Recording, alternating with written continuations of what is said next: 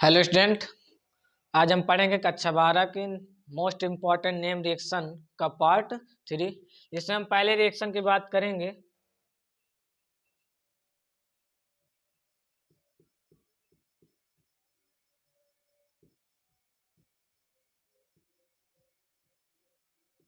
Williamson ether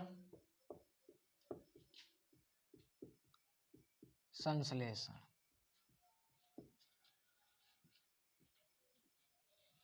तो इस अपक्रिया में होगा क्या कि एल्किल हाइलाइड RX, आर मतलब alkyl, halide halogen, alkyl halide क्षार से, क्षार में चाहे हम NaOH ले लें चाहे KOH ले लें, ठीक है। क्षार से जब और किससे क्रिया करेगा? एल्कोहल। एल्कोहल सूत्र क्या होगा? ROH।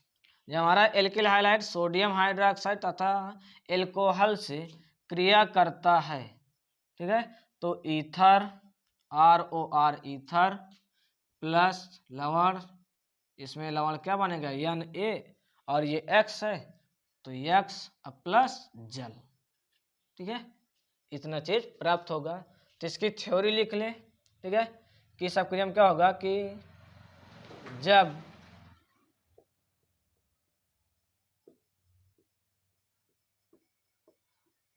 Alkyl halide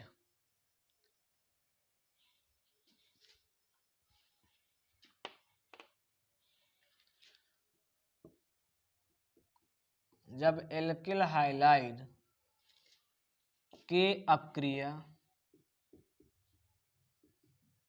alkyl halide कह सकते हैं या हाइलो एल्केन कह सकते हैं, ठीक। हाइलो एल्केन का सूत्र भी RX होता है, ठीक है। एल्किल हाइलाइड की अपक्रिया क्षार, अब क्षार में चाहे हम NaOH ले लें चाहे KOH ले लें, क्षार तथा एल्कोहल,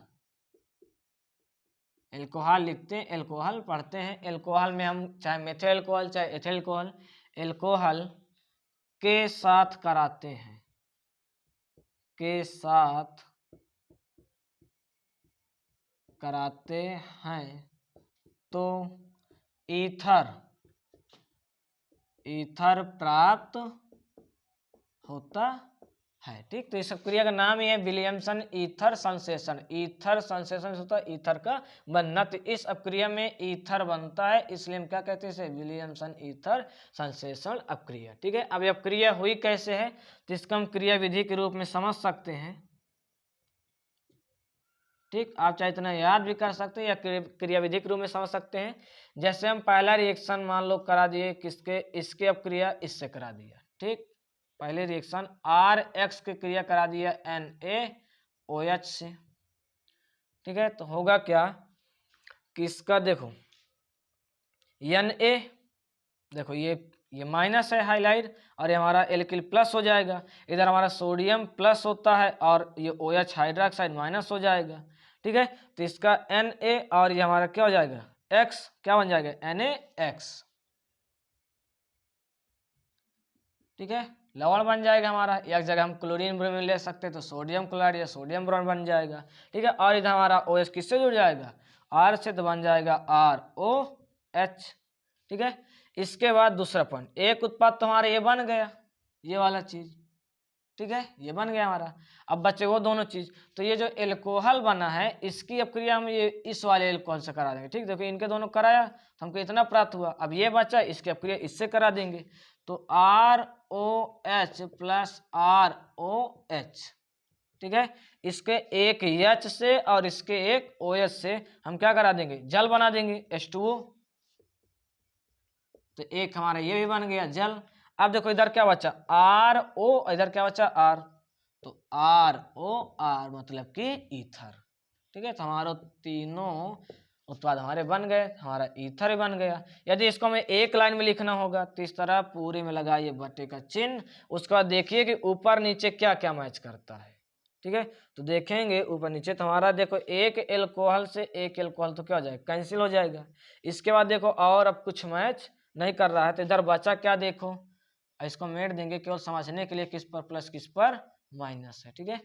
इधर देखो RX plus ROH, ROH plus NaOH, NaOH, ठीक है।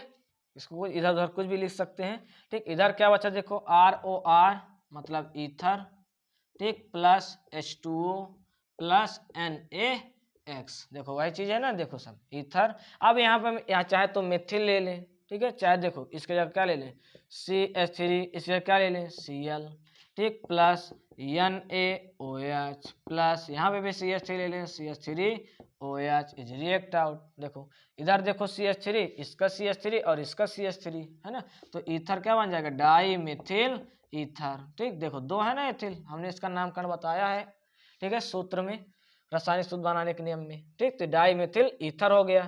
ठीक है, और हमारा इधर देखो ये सोडियम इसके क्लोरीन से तो बन जाएगा यानी Cl और प्लस H2O। ठीक है, क्रिया विधि हमने ये लिखा है, उसी प्रकार इनकी आपस में क्रिया कराते जाइए और ये हमारा उत्पाद क्या जाएगा, बन जाएगा। और इसी अपक्रिया को हम कहते हैं विलियमसन ईथर संश्लेषण। ठीक है, इसे नोट कर सकते हो। हमारा मेन इतना ही है, चाहे इसे लिखो चाहे इसे लिखो, ये हमारी क्रिया विधि केवल समझने के लिए है।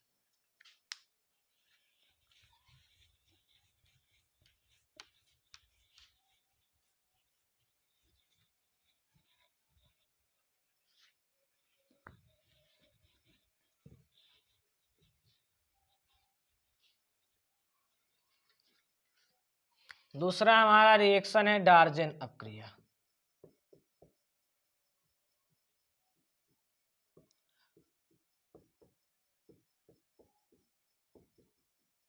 डार्जेन अपक्रिया, ठीक है, इसमें क्या होता है कि हमारा एल्किल हाइलाइड RX किससे क्या करता है, थायोनिल क्लोराइड SOCl2।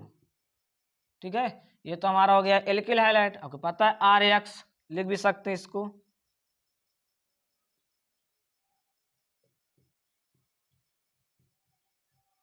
और ये हमारा सूत्र होता है थायोनिल क्लोराइड का,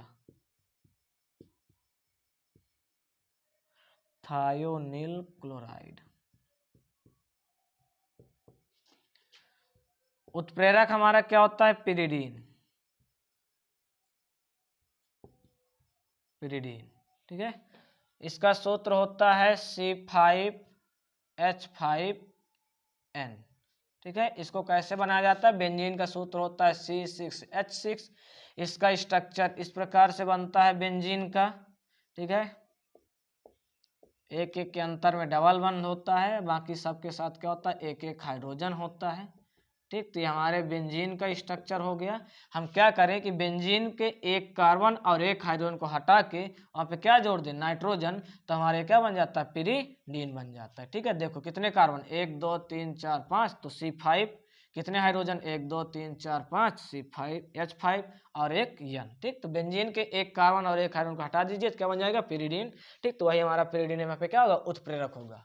ठीक है, उत्प्रेरक होता क्या है, जो किसी भी रासायनिक अपक्रिया के वेग को क्या करता है, प्रभावित करता है। तो ये अपक्रिया होगी क्या, एक ट्रिक के माध्यम से समझ सकते हैं कि RX,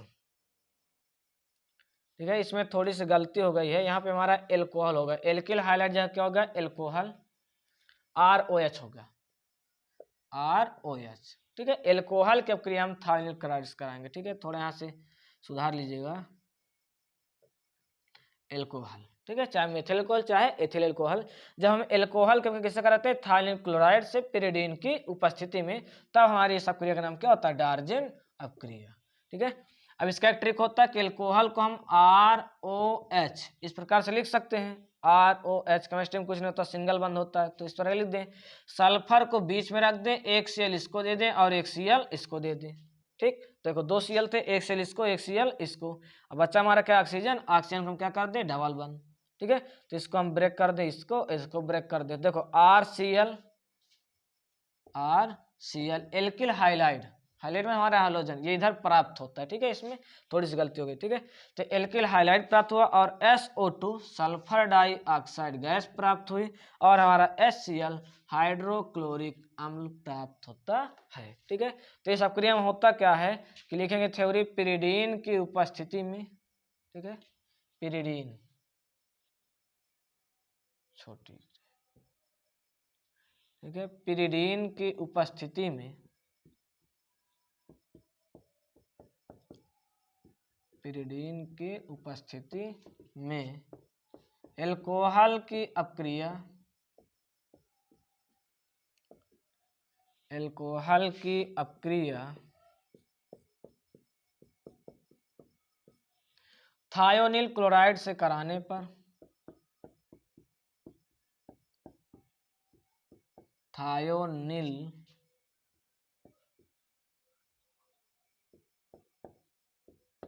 क्लोराइड से कराने पर थायोनिल क्लोराइड से कराने पर एल्किल क्लोराइड प्राप्त होता है। आर हमारा हो गया एल्किल और इधर हमारा हो गया क्लोराइड। एल्किल क्लोराइड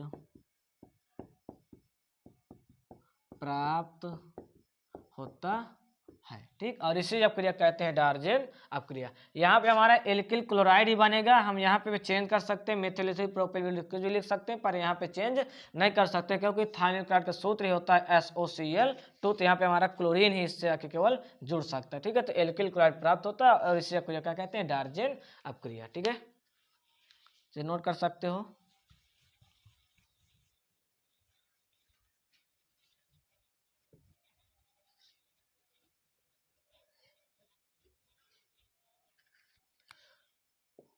तीसरा है हमारा हाफमान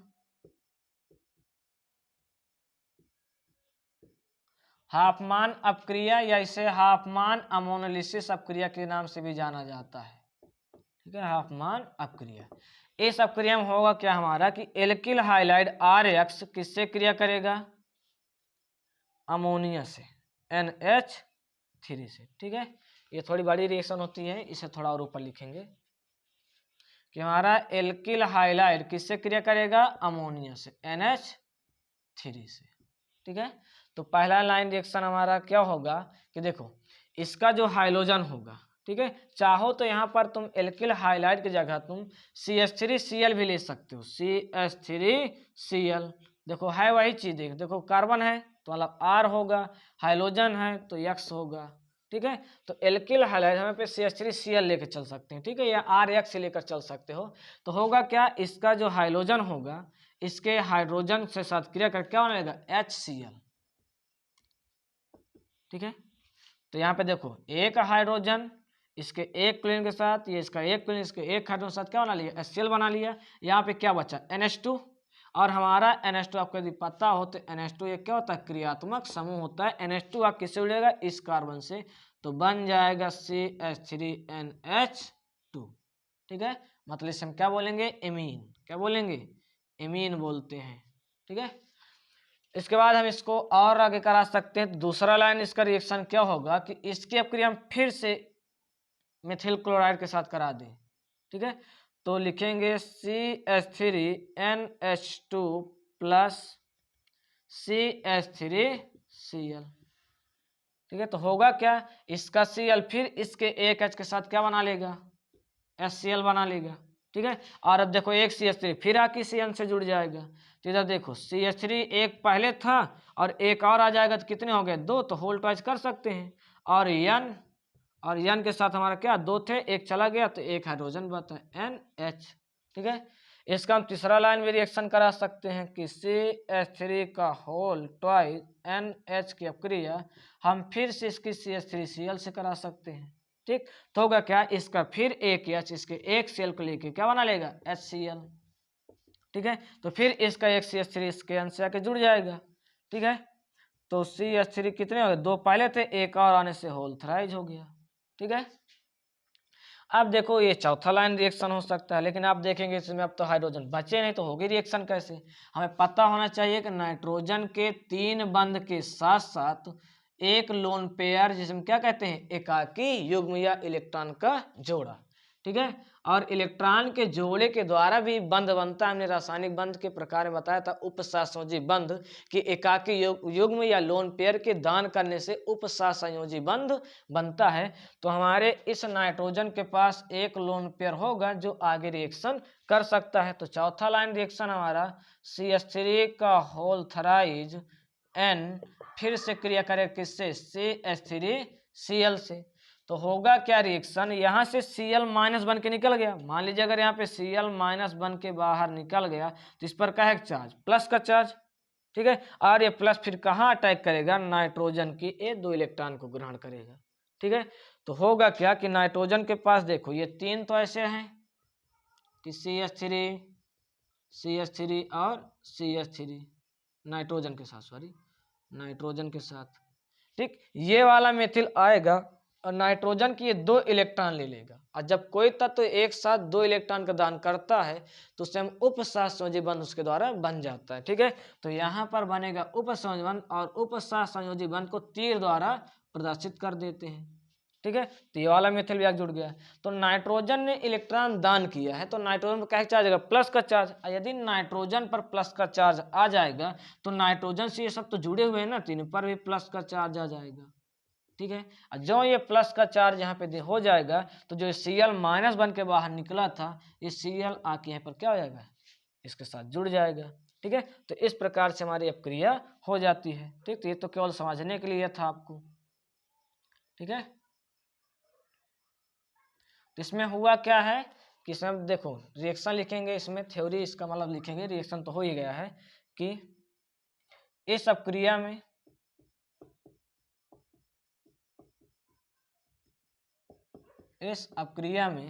alkyl halide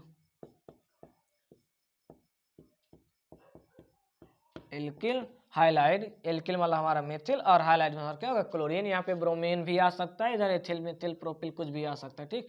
alkyl halide ammonia से क्रिया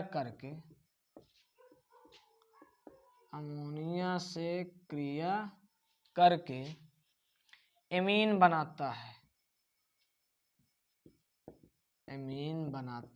है, और इस अपक्रिया को हम क्या कहते हैं, हाफमान अपक्रिया या हाफमान अमोनोलिसिस अपक्रिया, ठीक। तो हुआ क्या था कि इसमें देखो इसका एक Cl इसके एक H को लेकर क्या बना, HCl बना लिया, और इसका एक CH इससे आके क्या हो गया, जुड़ गया, तो बन गया CH3NH2। फिर इसमें प्रोसेस हुआ कि हम इसकी अपक्रिया फिर से इससे करा दें, तो फिर इसका एक Cl इसके एक H को लेकर निकल गया HCl, तो फिर देखो एक CH3 पहले था, एक CH3 और आने कितने CH3 2 हो गए, ठीक। इसके पास केवल एक हाइड्रोजन बचा। फिर तीसरा लाइन क्या होगा कि इसकी अपक्रिया हम फिर से करा दें CH3Cl से, तो फिर हमारे इसका एक H को एक Cl लेकर निकल जाएगा, ठीक। तो इसके पास 2 पहले थे CH3, एक और आ जाने से कितने CH3 हो गए, 3 CH3। हमें पता होना चाहिए कि नाइट्रोजन 3 बंध बनाने के साथ साथ उसके पास एक लोन पेयर भी होता है जो आगे रिएक्शन में भाग ले सकता है, तो इसके अपक्रिया फिर से कराएंगे इससे, तो यहाँ पे Cl माइनस बन के निकल जाएगा बाहर, तो इस पर क्या चार्ज आएगा, प्लस का। जो इस पर प्लस का चार्ज आएगा तो ये नाइट्रोजन पर अटैक कर देगा, ये नाइट्रोजन से 2 इलेक्ट्रॉन लेके कौन सा बंध बना लेगा, उपसहसंयोजी बंध। अब नाइट्रोजन ने इलेक्ट्रॉन का दान किया तो इस पर प्लस का चार्ज, बट नाइट्रोजन से सभी जुड़े हैं तो इन सब पर प्लस का चार्ज। जब इन सब पर प्लस का चार्ज आ जाएगा तो Cl यहाँ पे माइनस आके इससे जुड़ जाएगा, इस प्रकार से अपक्रिया हो जाएगी।